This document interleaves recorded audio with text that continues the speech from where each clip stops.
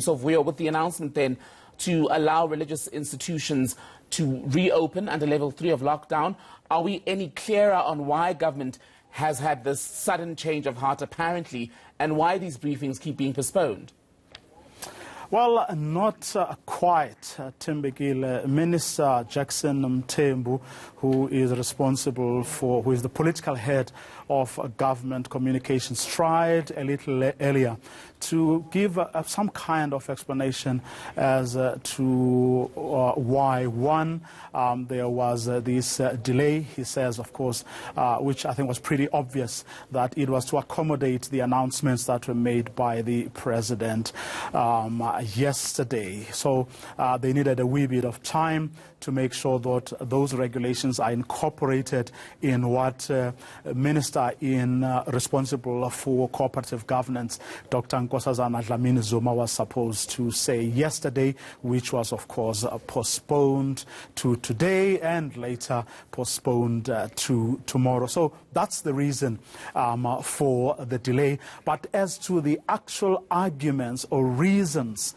why there was this sudden change of heart, here's what Minister Mthembu had to say a couple of hours ago. We have not bowed to any pressure. We are a government that listens. We are a government that interacts with society.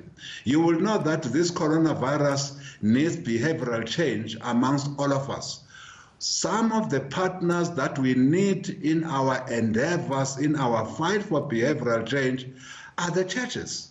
Therefore, the churches have been working with us, and when this, again, some of the churches, by the way, have opened their spaces for the distribution of food. They've opened their spaces, as you will also know, for counseling work for those families who are infected with the coronavirus, families who have lost their loved ones. But you'll also know, Jeremy, is the churches that are bearing every person who dies either of COVID-19 or any other illness.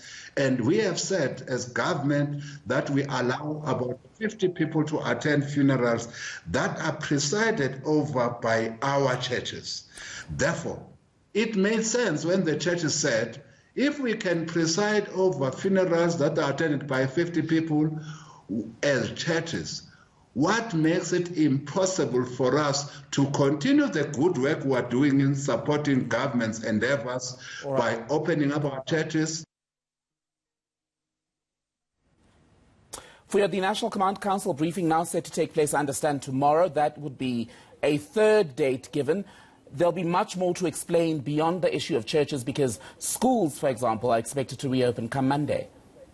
Indeed, and one hopes that the minister there wasn't saying or suggesting that this about 10 was made so as to reward church leaders for opening the facilities, whether it's churches or synagogues or mosques, for charity, because one can see how that helps in the management of the pandemic, which, as we know, gatherings of multitudes of people have actually made those numbers to go up. Certainly that was the case in the Western and Eastern Cape in many instances. So you cannot then allow for a reopening of these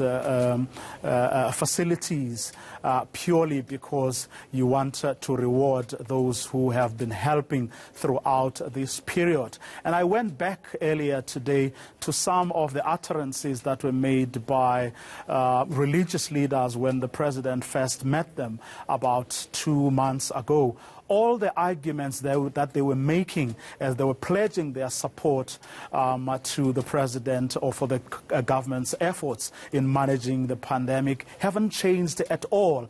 And as it has been proven that bigger numbers of people brought together in one room actually don't help the management of this pandemic. I think there's going to be serious problems if that is about the argument that the government will be giving tomorrow. We'll see when the Minister, Dr. Nkosazana Dlamini-Zuma, talks us through those regulations. But also something that needs to be borne in mind is that the government does have an obligation to protect the most vulnerable sections of society who, as we all know, have been victims of some of the religious leaders of our country who didn't care about, giving them, whether it's petrol or grass or any such things, who didn't care about the lives of those people. So hopefully all those things and the potential for damage to everything that has been done so far, this move has, all of that will have been taken into account, and the government ministers will be able to articulate that very clear tomorrow. ENCA political editor Vuyo Mvoko watching the latest developments around